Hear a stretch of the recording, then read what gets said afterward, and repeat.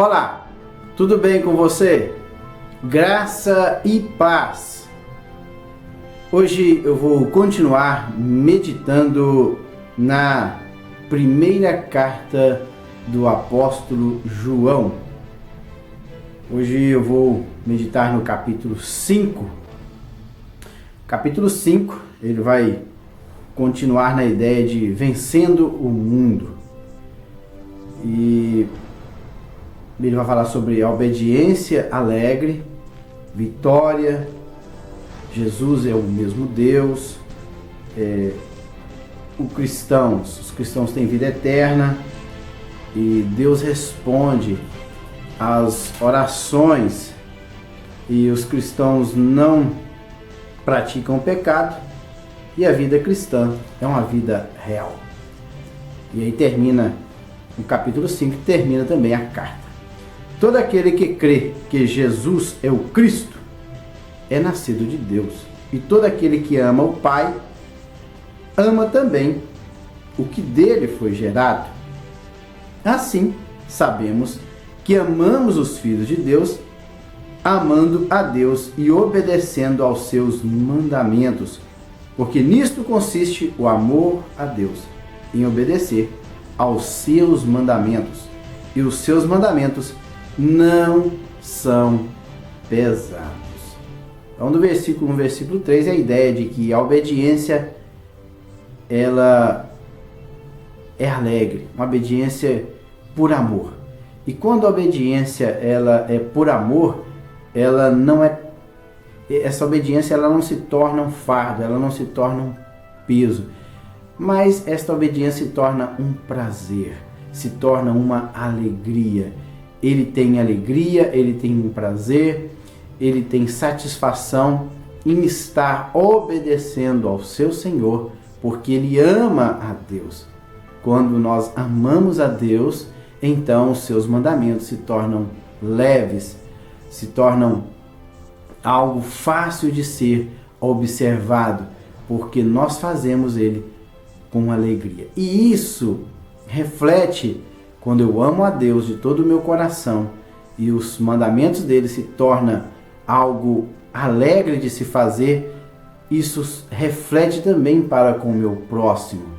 Ele diz que aquele que crê que Jesus é o Cristo é nascido de Deus. Então primeiro eu tenho que crer que Jesus ele é o prometido, ele é o Messias, Cristo é Messias.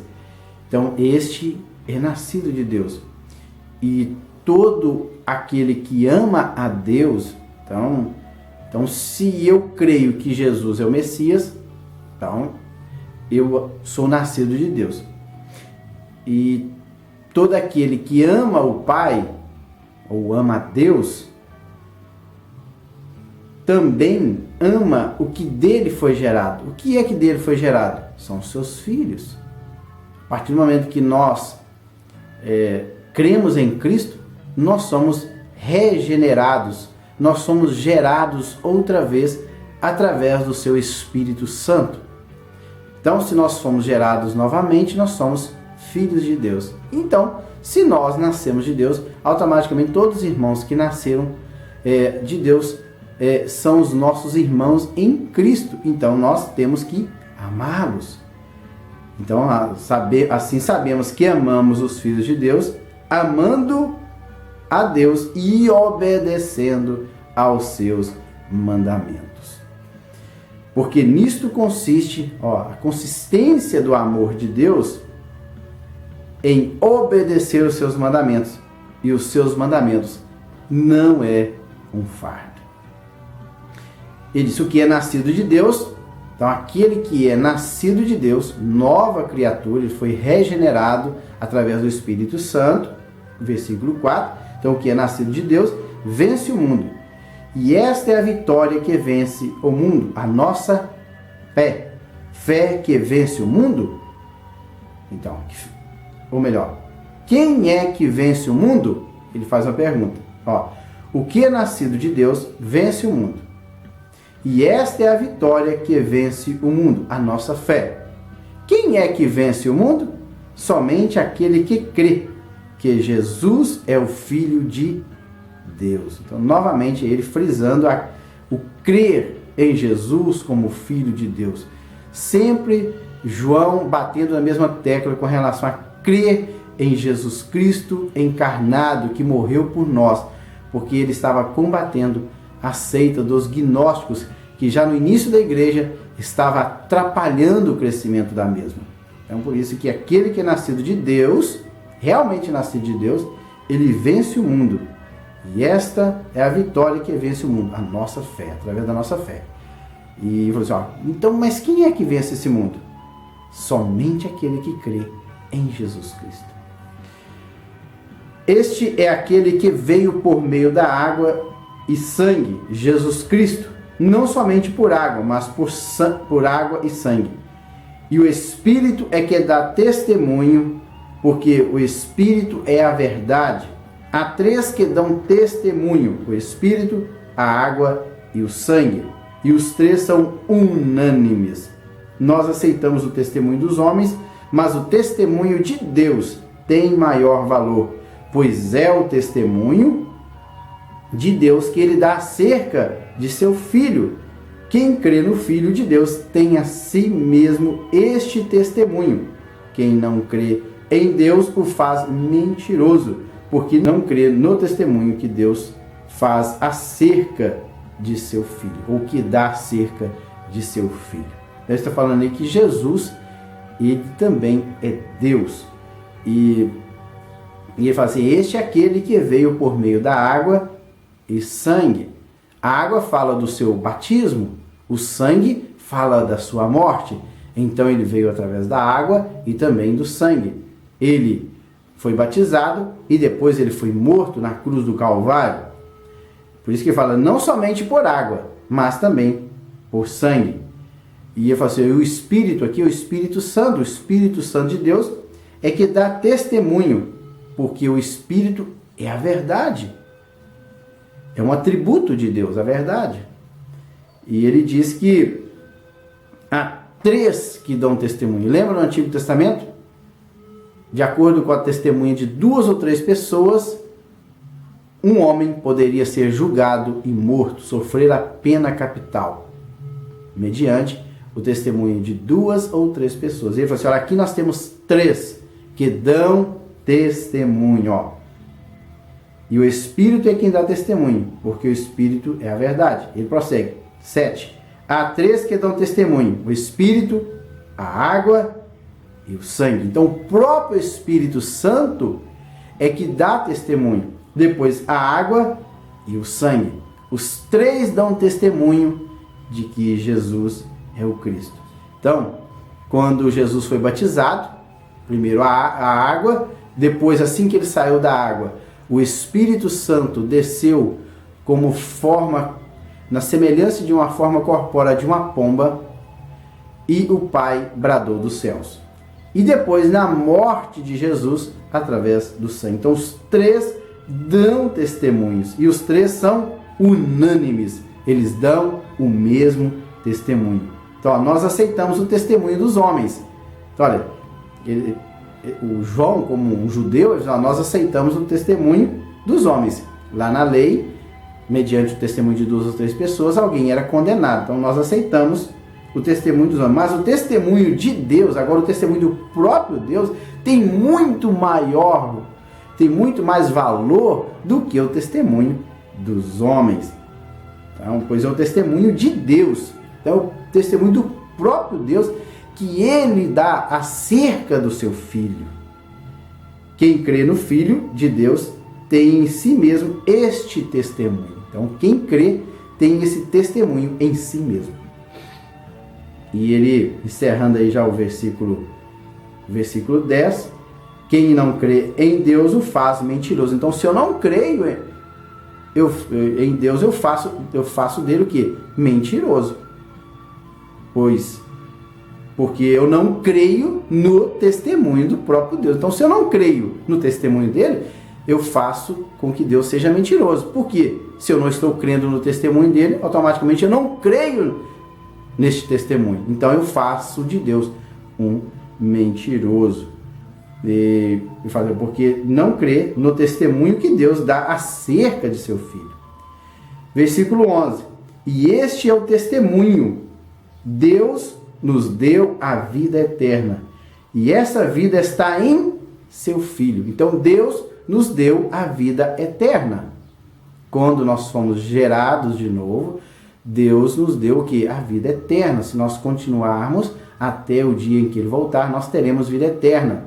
Pois aqueles que forem para o inferno terão a segunda morte, ou a morte eterna, total separação de Deus.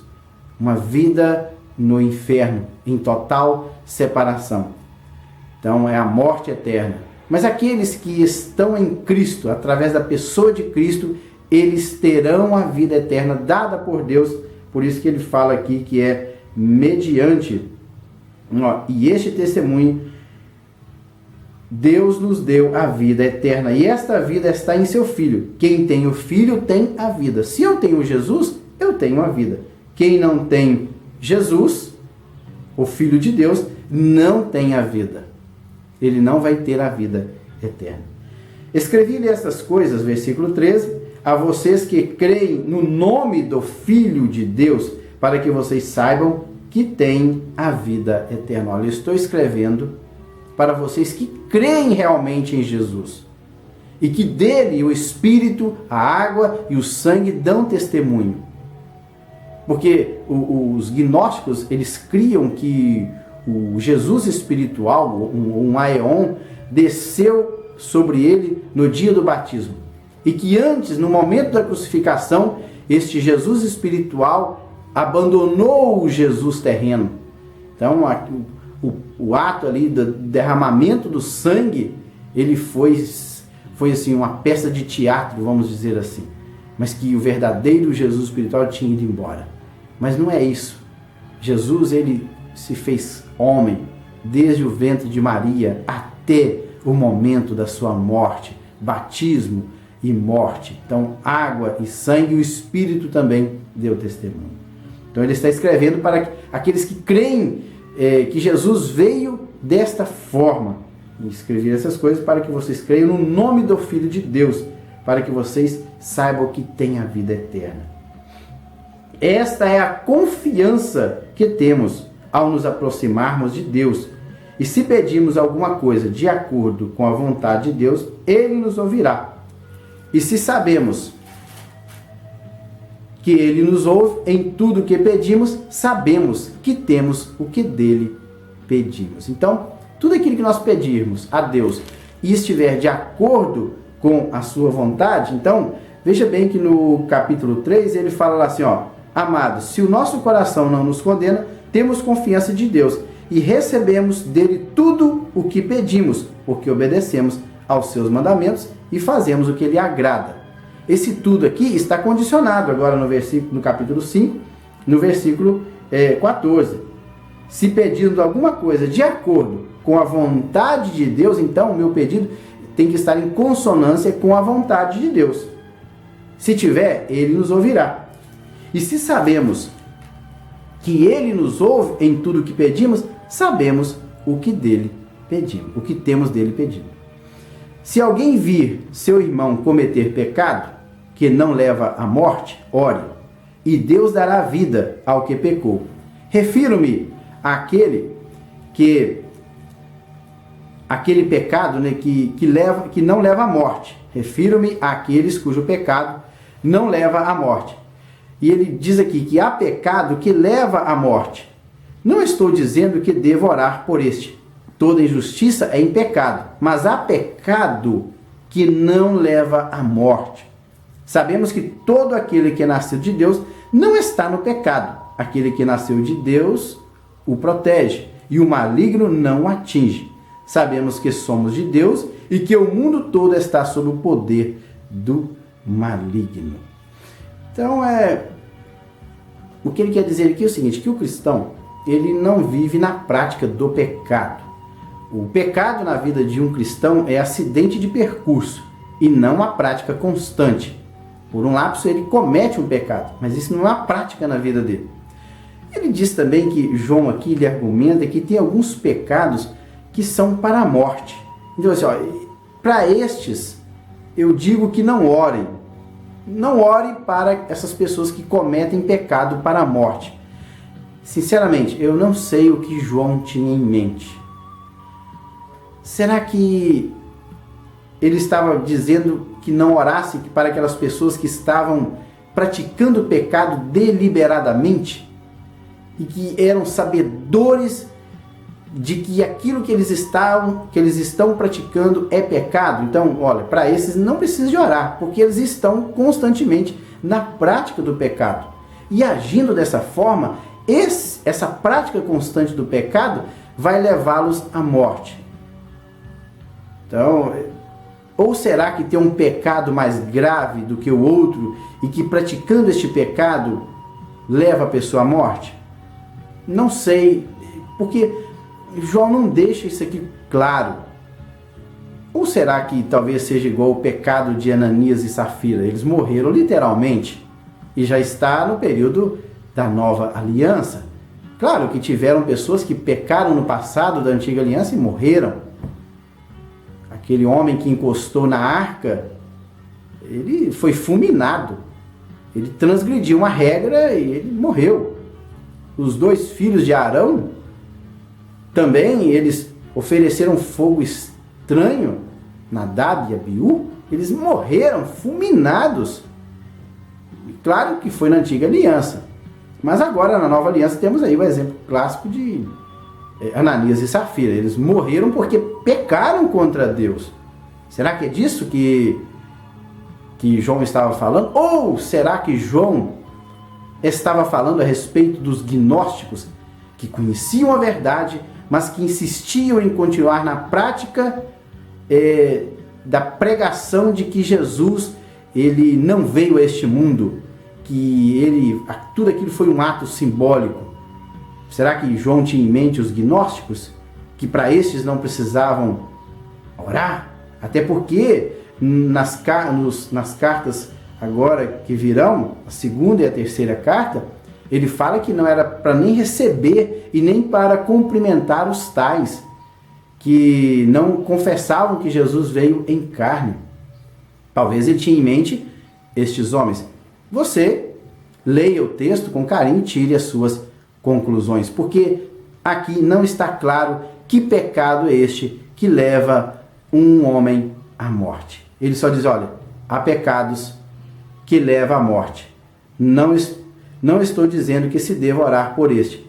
Todo pecado é injustiça, mas há pecado que não leva à morte. Então, para o pecado que não leva à morte, você deve orar. Mas, para aquele que leva à morte, este eu digo que não ore. E olha, sabemos que a pessoa é nascida de Deus. Como eu sei que a pessoa é nascida realmente de Deus? É quando esta pessoa não peca. Ele não está na prática do pecado. Ele não está pecando constantemente, sabedor de que isso que ele está fazendo é um pecado. E olha, aquele que nasceu de Deus o protege. Então a pessoa que é nascida de Deus, ele guarda a si mesmo. Então, aquele que nasceu de Deus, ele guarda a si mesmo. A palavra aqui que o protege não é que Deus o protege, ele guarda a si mesmo. A palavra original grega é guarda a si mesmo.